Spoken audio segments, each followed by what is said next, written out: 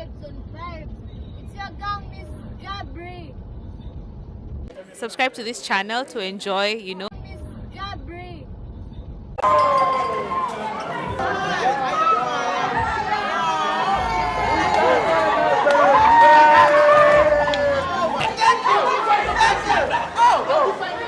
Uganda has been amazing.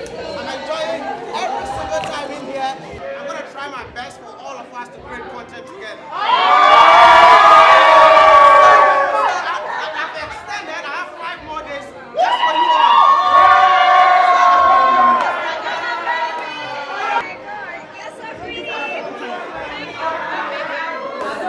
I am so sorry for keeping you here. It was not intentional.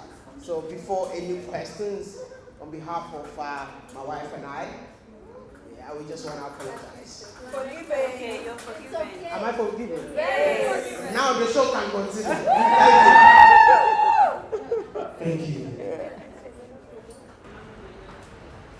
So the question is, if you hadn't pursued your aeronautics or studied correctly, what would you be doing?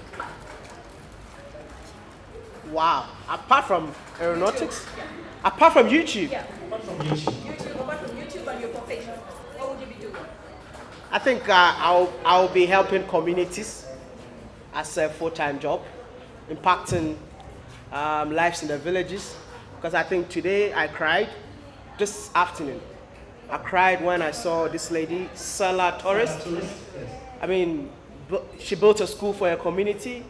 And I think I even made a pledge to make sure that every kid in that school have a school uniform and make sure every kid in that school has a chair and a table to study on. So basically, if I didn't do like maybe YouTube or being an aeronautical engineer, probably I'll be that guy who goes to communities making sure everyone is okay. Probably it could be a part-time job for me. Yeah. Maybe that's what I enjoy doing. That's awesome. Impacting lives in villages and communities. Yeah. So we'd like to hear from your wife. What's her opinion? Babes. What do you think you'd do if it wasn't YouTube for you right now? What do you think your journey would be in life right now? My journey.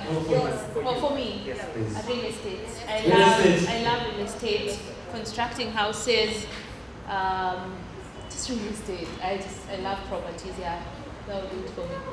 Awesome. So another one is when you started out creating content, you started, definitely every one of us, when we start, we don't know the direction. And then we also feel like we don't want to tell people who are close to us or maybe get embarrassed.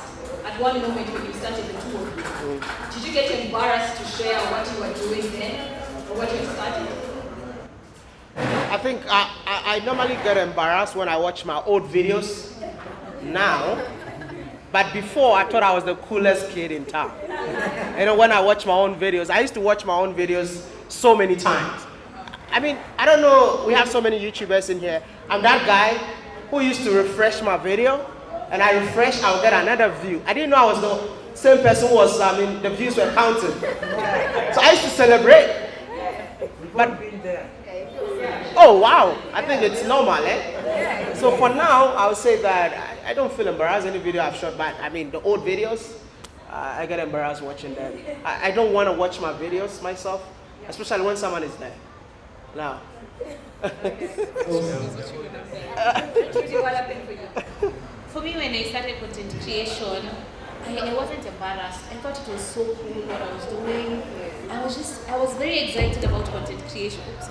I was so excited about content creation. Though now looking back, just like Maya, I'm like, what the hell was I doing? I've been tempted so many times to delete some videos because you look at it and it's like, what the hell, But yeah, back then it was so cool. Awesome. We remember those videos when you were in your small bedroom. Yeah, Your bedroom. You haven't put them in private yet. So the thing about younger YouTubers, we usually go back to the very, very old YouTube videos to see where this was started. So right now, they have you need to see the real one. I think so it's amazing. You just need to trust the process. That's it. Thank you so much. So we have another quick question here. If you were to start YouTube, a YouTube channel as a beginning today, which niche would you do? You know, these days talk about niches, all that, things like that. If you were to start afresh, given all the information you have, all the experiences that you've had, what do you think you would do? I will be Dr. Daniel. I'll be a farm, like I'll create farm videos, because personally I enjoy making farm videos, but that's not my niche. You understand? So if I should start a new niche, I think I'll go into farming videos. And believe me, it's one of the content that a lot of people are looking for. He's not going to tell you guys the truth, but some of you can venture into only farming and nothing else. What would you do different? If it's a niche into farming, into agriculture, then what would you do different to start the channel? Go straight to the point without not knowing what I was doing. When I started YouTube, I didn't know anybody. I didn't have any mentor. There's no one who I would say he was up there that inspires my content. No one. Basically, I was learning from my own videos. So those times I have to pass through corners before I get to the main point that I want to share. But this time around, straight to the point and I'm out. For me, if I started today, I do more family content. For me, it's so easy when I create content with my dad. People love it, with my grandmother, and I'm like, God. I started like going around cities, you know, around Nairobi, restaurants. I'm like, damn, if I started now, I just, you know, do the videos I'm doing with my dad now, I do them more. But I don't regret it because everything I've done has led me to this point. But yeah. Awesome. Beautiful. Second last question from our small corner here. You guys, you're newly married. You're newly married. So, how do you deal with, because you're always on the road, there are also issues of burnout. Like, you feel like, I think I'm dying, I don't think I should be doing this anymore. I mean, how do you deal with that conflict? Because you need to do the content. You know, right now, I believe you have a calling in your life that you can't take lightly. I mean, with my own story, you just can't wake up one day and you're like, I'm done. Surely. So, how do you deal with burnout? I think the questions are confusing, but burnout and also with the family. I mean, you're apart probably most of the time. I think we understand each other more than what people out there think they know us. I normally say you guys don't know us even one bit because we choose what we want you guys to see. What you see out there does not define us. When it comes to burnout, as a content creator, you'll always be burnout. But let me tell you something. You have to take a break. And when you take a break, that break should be 2 weeks minimum. One of the things about YouTube is that as soon as you drop, I mean, you said you want to take a break, everything goes to gray. And picking up again is extremely tough. That is why some of us, even if you are away, you're still seeing videos online because we've employed people to help us with the videos. Like, I think last year, November, I never went online. I was never online, but my videos were online. Maybe most of you are watching thinking that I was there. I was never there, right? I have people that I've put in place to make sure that the content are flowing even if I'm away. So as a content creator, don't kill yourself just because of a YouTube video. Make sure you take some break and take care of yourself. But for me and her, believe me, even if you think she's not with me, she's with me in spirit. Awesome. So, Trudy, any response to that? Okay, so about burnout, me I get burnt out a lot. And yeah, just like Maya said, I try to take a break. Sometimes I take a week's break or like 2 weeks. Guys will be like, oh, it's been so long, I'm not seeing you online. Yeah, but then sometimes it's just too much. So I advise people to just take a break. And then when you're taking a break, you just reflect on what you can do better and stuff like that. And then when it comes to us, what was the question? When it comes to us, what about our relationship? How do we deal with it, the distance? The distance? Distance when he's away and you're away and it's insane. I mean, So, okay, for me, I don't know. We talk all the time. like we are always talking, like in the morning, at lunchtime, at night, even when you're not together. So it's not very difficult. Plus, since you got married, we've been together a lot more than we were when we were dating, because I officially moved to Ghana. So it's not like I live in Kenya. I just go to Kenya to visit my family, then I go back to Ghana. So I feel like, yeah. Yeah. That's a good response. Really. Okay, I want to get a few questions from just here. I think everyone has a question, I guess. Absolutely. And can we make the question in a way that it will benefit the people that are here? I know we are all content creators, right? Ask questions about how to make your YouTube channel grow. Ask questions about how to make money. It's very relevant. Eh? Yes. Ask questions about how to build your brand. I'll be here. I can spend the whole day just to answer your questions. The whole night, thank you. And before I do that, please let me just say this before I forget. I think I need to speak to the president. I decided to spend 4 more days here for you guys. But what we're gonna do is, you guys should form a group, or let's say this group, that group. Please don't form more than 5 groups, man. And then every day I will dedicate myself, come up with a content idea as a collab. This is just for you, all right? This is just for you. Like, I'm a big fan of supporting creators, but I hate drama. One of the reasons why I stopped making videos with YouTubers was drama. Like, I would just come up and say that, okay, let's create a YouTube video together. When I go back to my house, I check on YouTube, they said, oh, Wadamaya's new girlfriend. And I'm like, what I just wanted to do was to help. And because of that, I think if you can check my channel, I stopped making collab videos, not because I just wanted to be free from drama. I'm a drama-free person. So I'm gonna start again from Uganda, collaboration, because that is the best way to grow. So let's do this, form a group. The video should be within Kampala. Pick up an idea. Personally, I have an idea. That's moving around the city of Kampala. So you guys should come up with a content idea, something that you think is so unique to Uganda that I have to see before I get out of here. But the video is gonna be 20 minutes. So each person, if you are 4 people, this person takes 4 minutes with Maya, 4 minutes with Maya, 4 minutes with Maya, and we're gonna edit for 20 minutes. And now you can ask your questions. I'm available sitting down. Thank you. I'm just gonna be honest with you all because I always wanna encourage content creators. So as I sit here with 1 million subscribers, I'll go $20,000 to $40,000 every month. Yeah, that's just accents only. So when you talk about brands that we work with, I personally don't work with brands. I do one-time thing. I don't want to go into details about that because some of the brands will be mad at me. But yeah, that's like 20 to 40K accents, YouTube only. But when it comes to the others, yeah, it's more than accents. Thank you.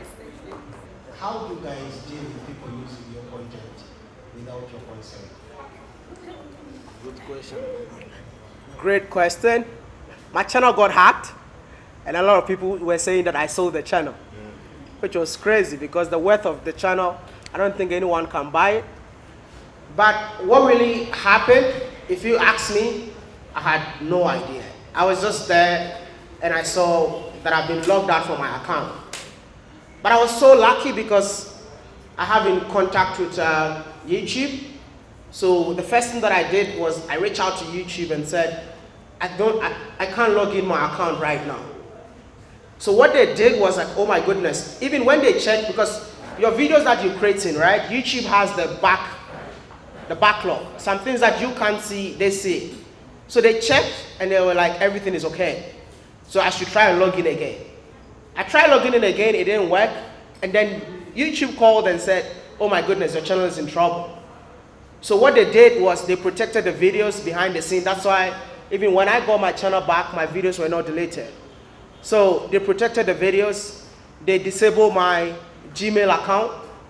So the people really hacked they hacked the channel. So I couldn't have access to my own channel. This can happen to each and every one of us in here. You have no control over it. I'm not the first person that my channel has been hacked. I've seen so many big creators that their channels have been hacked. But one thing that I would say that even when they hack your channel, you will get it back. Because YouTube have system in place that help content creators to regain their channels. I hope I've answered the question. Is there anything else? How do you deal with people using your content without your consent? Personally, I have no problem about people using my content. If you check my YouTube videos, you see it's under common creative. Check. We have a system where we call the standard something. Yeah. Standard license? Yeah, standard license and common creative where people can reuse your content. For me, the goal for being on YouTube is not about being selfish. It's not about making money.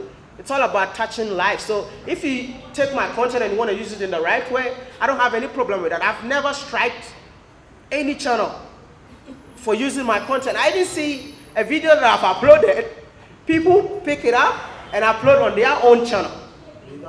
Without any, see, Wadamaya is just a free guy. I don't care how people use my content. All I want to know is that the message is spreading. That's the most important thing for me. How does Miss Trudy handle it? How people taking your content. Oh, same. I never strike anyone. It's okay. Anyone can use my content anytime.